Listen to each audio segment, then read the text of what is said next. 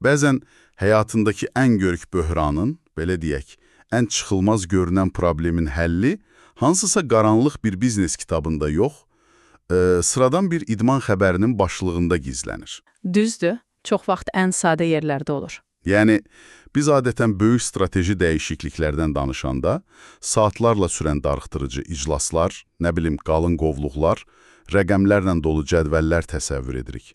Amma bugünkü təhlilimizdə sənin bizə göndərdiyin material cild-cild sənəd deyil. Sadəcə qısa bir cümlədir, hə. Topu tək bir xəbər başlığıdır və mənbəyimizdəki fakt aynən belə səslənir. Qalatasaray qan təzələyəcək, hücum xətti yenilənir. Vəssalam. Yəni, bütün müzakirəmiz cəmi bir neçə sözdən ibarət bu qısa cümlə üzərində qurulacaq bugün. Maraqlı nüans odur ki, bəzən bu cür qısa bir cümlə həm mövcud problemin çox dəqiq diaqnozunu, həm də olduqca aqressiv bir müalicə metodunu özündə gizlədir. Çox iddialı səslənir. Bəli, çünki bu başlıq, belə deyək, milyonlarla azərkeşi olan bir idman klubunun daxili mexanizminin necə sökülüb yenidən yığılacağının çox aydın bir manifestidir. Bir dəqiqə, mən burada şeytanın vəkili qismində çıxış etmək istəyirəm. Buyur. İdman mediasını hər ikimiz yaxşı bilirik. Yəni, bəlkə bu sadəcə idman jurnalistlərinin sayta daha çox klik gətirmək üçün uydurduğu, bilərəkdən şişirtdiyi, pafoslu bir cümlədir. Aha, clickbait deyirsən? Dəqiq, clickbait. Axı, komanda yayda bir neçə yeni transfer edəcək demək o qədər də cəzb edici səslənmir. Mənbənin bu xüsusi söz seçiminə belə fəlsəfi yanaşmaq nə dərəcədə düzgündür axı? Anlaqlıdır. İdman mediasında səsküylü başlıqlar çox olur. Bu bir reallıqdır. Amma biz burada xüsusi olaraq Qalatasaray kimi nəhəng bir ekosistemdən bəhs edirik. Yəni, fərqlidir deyirsən? Əlbəttə, bu cür böyük büdcəli və daimi təzyiq altında olan klublarda daxildən sızdırılan, yaxud rəsmi şəkildə mətbuata sızmasına icazə verilən mesajlar təsadüfi olmur. Belə terminlər vasitəsilə eyni anda həm səhmdarlara, həm bazardakı rəqiblərə, ən əsası isə o tribunallardakı çox tələbkar kütləyə kodlaşdırılmış bir mesaj göndərilir. Yəni, sən demək istəyirsən ki, rəhbərlik ictimai rəyi formalaşdırır bununla. Tamamilə elədir. Çünki əgər biz 1-2 büdcəyə uyğun oyuncu alacağıq desəydilər, yəqin ki, azarkeşlərin gözləntisi tamamilə aşağı düşərdi. Və təzyiq də dərhal idarə heyətinin üzərinə yönələrdi. Bax, qan təzələyəcək ifadəsinin kütləvi tirajlanması, cəmiyyəti qarşıdan gələn çox köklü və bəlkə də ağrılı dəyişikliklərə hazırlamaq üçün atılan ilkin psixoloji addımdır. Maraqlıdır. Bu ifadə seçimi cəmiyyətə göstərir ki, sözün düzü, söhbət kiçik bir kosmetik təmirdən, otağın divarının rəngini dəyişməkdən getmir. Söhbət əməliyyatdan gedir. Dəqiq. Düz ürəyin ortasında aparılacaq ciddi bir cərrahi əməliyyatdan gedir. Aydındır. Deməli, bu əslində idarə olunan bir böhrandır, lakin mənim diqqətimi çəkən başqa bir detal var bu mənbədə. Niyə məhz qan təzələmək? Maraqlı sualdır. Yəni, bütün bu prosesi izah etmək üçün, mexanizmi yeniləmək, mühərriki gücləndirmək kimi texniki ifadələr də işlədilə bilərdi. Mənbənin bilərəkdən bioloji, belə deyək, canlı bir orqanizm analogiyasına müraciət etməsinin altında nə yatır sana görə? Bioloji analogiya burada həlledicidir. Çünki komandalar və şirkətlər cansız maşınlar deyil axı. Onlar insanlardan ibarət canlı orqanizmlərdir. Düzdür. Yəni, mexaniki bir maşının xarab olmuş təkərini, yaxud mühərriyini dəyişmək lokal bir həldir. Amma qan, bax bura diqqət et, qan bədəndəki hər bir hüceyrəyə təmas edir. Bütün sistemi gəzir, hə? Bəli, oksigen daşıyır, enerji verir və ən əsası, yığılan toksinləri bədəndən təmizləyir. Yəni, qan təzələmə ifadəsi əslində içərdə nələrinsə çox ciddi şəkildə tıxandığının, komandanın dərin bir durğunluq yaşadığının qəbul edilməsidir. Gözlə, sən orqanizmdə yığılan toksinləri vurğuladın bayaq. Aha. Biz burada milyonlar qazanan, yüksək maaş alan peşəkar idmançılardan danışırıq. Onların mühitində bu toksinlər nə ola bilər ki, bütün qan döhranını belə zəhərləsin? Biz fiziki deyil, psixoloji və mədəni toksinlərdən danışırıq burada. İstər böyük korporasiyalarda, istərsə də idman klublarında bəzən ardıcıl qazanılar uğurlardan sonra bir toxluq hissi yaranır. O məşhur komfort zonası. Dəqiq. İnsanlar o görünməz komfort zonalarına çəkilir. Yaxud əksinə ardıcıl gərginlikdən və uğursuzluqlardan sonra paltar dəyişmə otağında bir öyrənilmiş acizlik, bir motivasiya əskikliyi formalaşır. Yəni artıq inam itir. Heç kim əlavə risk almaq, top uğrunda o vəhşi mübarizəyə girmək istəmir belə olanda. Belə vəziyyətlərdə sadəcə baş məşqçini yaxud tək bir oyunçunu dəyişmək işə yaramır. Bəs nə lazımdır?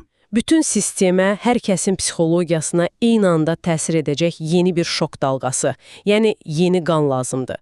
Dediyini kəl real bir senaryo ilə təsəvvür etməyə çalışaq. Tutalım ki, komandaya yeni qan olaraq gənc, iddialı, özünü sübut etməyə ac olan yeni bir oyuncu gətirildi. Aha. Onun bu tək başına enerjisi, o dediyin köklü, tox və belə deyək, arxayınlaşmış veteranlarla dolu paltar dəyişmə otağını necə hərəkətə gətirə bilər ki? Tək bir adam bunu necə etsin? Çünki bu proses sıradan bir şey deyil, zəncirvari reaksiya yaradır. Bax, o gənc oyunçunun itirəcəyi heç nə yoxdur, amma qazanacağı milyonlar və böyük bir karyera var qarşıda. Gözləri parlayır. Bəli.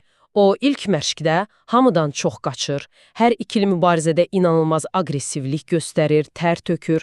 Bunu kənardan izləyən köhnə oyunçu da dərhal reallıqla üzləşir axı. Başa düşür ki, yeri təhlükədədir. Dəqiq, anlayır ki, sistem həqiqətən təzələnir və bu yeni dövrəyə çox sürətlə vurur. Əgər o da yuxudan oyanıb məşqdə o gənclə eyni tempdə qaçmasa, yeni sistem onu sadəcə kənara atacaq. Biz özümü məhv edən köhnə hüceyrə kimi. Tamamilə eyni məntiq, yəni qan təzələmək həmlə içərdəkilərə verilən çox sərt bir ultimatumdur. Çox sərt mexanizmdir doğrudan. Amma gəl mənbəmizdəki o qısa xəbər başlığının ikinci, bəlkə də ən qışqıran hissəsinə keçək indi. Buyur, əsas məsələ oradadır. Orada xüsusi bir hədəf göstərilir. Deyir ki, hücum xətti yenilənir. Diqqət et, cümlədə qapıcıdan, müdafiədən ya da yarım müdafiədən bəhs edilmir. Yalnız irəli xətt. Və yenilənir sözü mənbədə tamamilə böyük hərflərlə yazılıb. Yalnız cəbhənin ən ön hissəsi hədəf alınır. Niyə məhz hücum? Bəlkə komandanın arxa xəttində də çox böyük qüsurlar var, amma yalnız irəlini dəyişirlər. Niyə? Bunu anlamaq üçün mövcud vəziyyəti döyüş meydanına çıxan qədim bir əskər analogiyası ilə, belə deyək, təhlil edək. Aha, marağıma gəlir. Təsəvvür et ki, sən bir döyüşçüsən. Üstündə çox möhkəm, keçilməz bir zirehim var. Əlində də düşmənin hər zərbəsini dəf edən nəhəng bir qalxan tusan atın da ən sürətli atdır. Tam təchizatlıyam yəni. Bəli, bunların hamısı komandanın qapıcısı, müdafiəsi və yarım müdafiəsidir. Yəni səni qoruyan və səni irəli aparan elementlər əladır. Amma rəqibə həlledici zərbəni endirmək istəyəndə, görürsən ki, əlindəki qılıncın ucu tamamilə kütləşib, dərini kəsmir. Belə. məhz belə. O halda döyüşçü neynəməlidir? Geri qayıdıb qalxanını və ya zirehini dəyişməməlidir axı. Çünki problem səni qoruyan şeydə yox, zərbəni endirən alətdədir. Yəni birbaşa hücum xəttində. Dəqiq. Futbolda klassik, belə deyək, illərin sınağından çıxmış bir qayda var. Yaxşı müdafiə sənə tək-tək oyunları qazandırır, komandanı biabırçı məğlubiyyətdən qoruyur. Aha. Amma tribunallara o azərkeşi toplayan, qələbə qazandıran və rəqibin canına qorxu salan həmişə o kəsici, amansız hücum xəttidir. Əgər bir komanda yalnız və yalnız hücum xəttini vurğulayırsa, bu idarə heyətinin çox ağrılı bir reallıqla üzləşməsi deməkdir. Yəni etiraf edirlər ki, nəsə qaydasında deyil. Bəli, onlar güzgüyə baxıb etiraf edirlər ki, biz oyunu idarə edirik, amma o həlledici, öldürücü vuruşu edə bilmirik. Bizim silahımız paslanıb.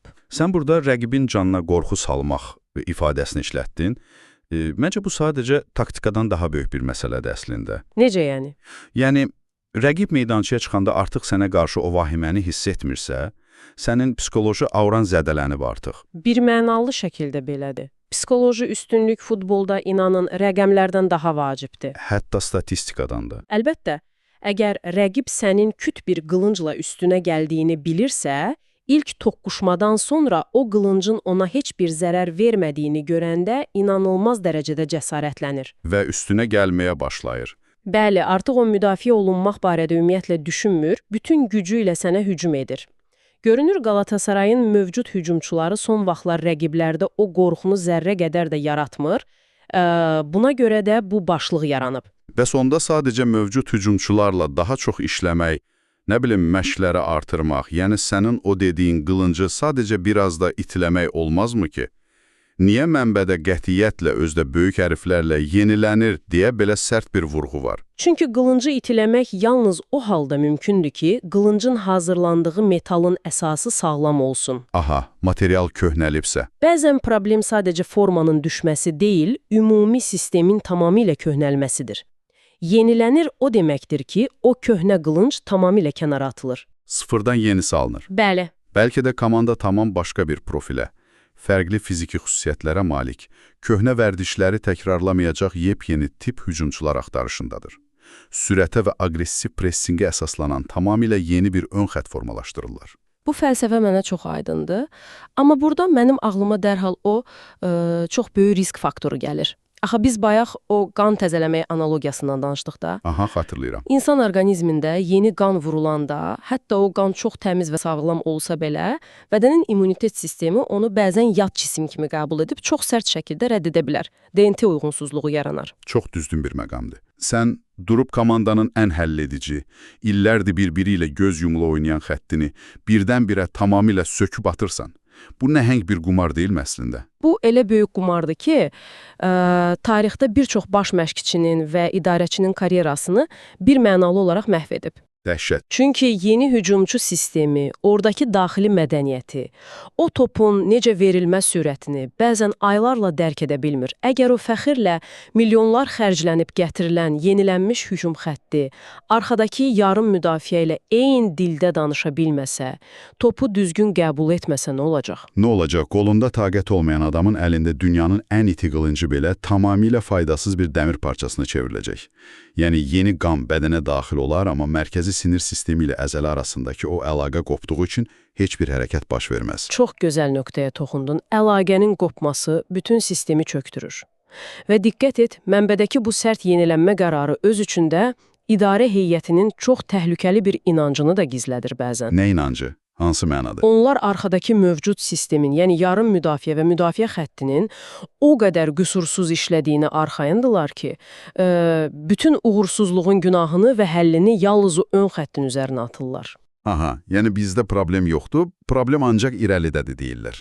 Dəqiq. Yəni deyirlər ki, bizdə top irəli mükəmməl gedir, problemi ancaq oradakı adamlar yaradır, qol vura bilmirlər. Bu isə öz-özlüyündə çox böyük bir tələdir. Niyə tələdir ki? Çünki sən bütün komandanın aqibətini yalnız o bir neçə insanın çiyinlərinə yükləyirsən də. Əgər o yeni gətirdiyin iti qılınc da kəsməsə, artıq günahlandıracaq, bəhanə gətirəcək heç bir yerin, heç bir bəhanən qalmır. Bax, görürsənmi, biz cəmi bir sətirlik sadə bir idman manşetindən yola çıxdıq. Bəli. Amma bioloji qan qruplarından, qədim döyüşçü zirehlərindən, nə bilim, rəqibdəki qorxu faktorunun idarə edilməsindən və korporativ məsuliyyətdən danışdıq.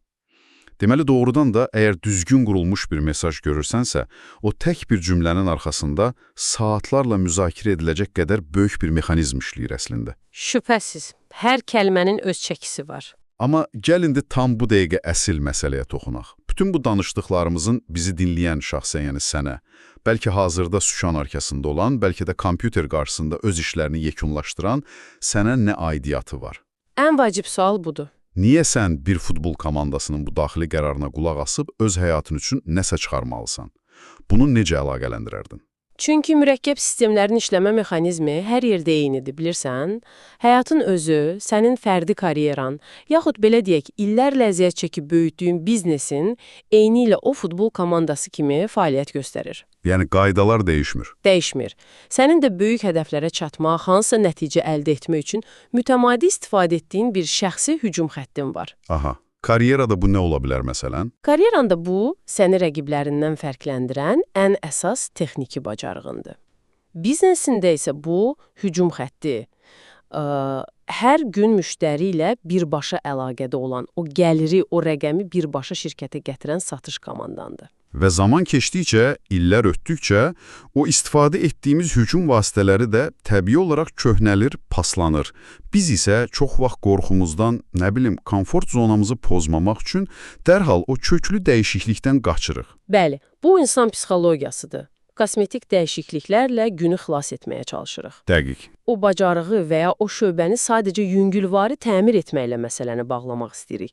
Çünki mövcud olanı kökündən söküb atmaq və yenidən qurmaq dəhşətli dərəcədə qorxuncdur əslində. Qorxunc olsa da, kritik məqamlarda, belə deyək, yamaq vurmaq heç vaxt real nəticə vermir. Niyə vermir? Oradan da saat kimi işləyə bilər. Amma bunlar səni bazarda sadəcə müəyyən bir yerə qədər qoruyur. Sonunda hücum lazımdır. Bəli, günün sonunda nəticəni gətirən ancaq o həlledici vuruşdur. Əgər sənin ön xəttin, rəqabətdə o qorxunu, müştərilərdə isə o heyranlığı yarada bilmirsə, böyük itkiləri gözə alıb, daxilinə o yeni enerjini, o təzə qanı buraxmaq sənin üçün də qaçınılmaz bir addıma çevrilir artıq. Mənbəmizdən çıxardığımız ən böyük dərs də elə bu oldu məncə. Bizə elə gəlir ki, problemi tapmaq işin ən çətin hissəsidir həmişə. Amma əsl məharət, əsl strategiya, o zədələnmiş, köhnəlmiş cəbhəni tapdıqdan sonra onu yenidən qurmaq cəsarətidir. Çox doğru. Cəmi bir sətirlik qısa cümlə bizə göstərdi ki, əgər dövriyyədəki o qan kökündən təzələnməsə, ehtiraslı qələbə də gəlmir. Bütün bunlar isə sonda çox vacib, hər kəsin özünə verməli olduğu provokativ bir sual yaradır məncə. Nə sualdır o? Əgər bir sistem, istər büdcəsi milyonlarla ölçülən idman klubu olsun, istərsə də sadəcə sən, özün, qələbə gətirən o ən aqressiv, ən həlledici hücum xəttini tamamilə söküb, yeniləmək qərarına gəlirsə, bu sənə görə indiyə qədərki strategiyanın, köhnə üsulların tam çökməsinin sübutudur, yoxsa gələcək uğurlar üçün uzaq görən bir strateji sərmayə. Bəs sən öz həyatında nəticə əldə etmək üçün istifadə etdiyin, səni sən edən o şəxsi hücum xəttini sonuncu dəfə nə vaxt belə cəsarətlə yeniləmisən? Bax, bu doğrudan da düşünməyə dəyər bir məsələdir.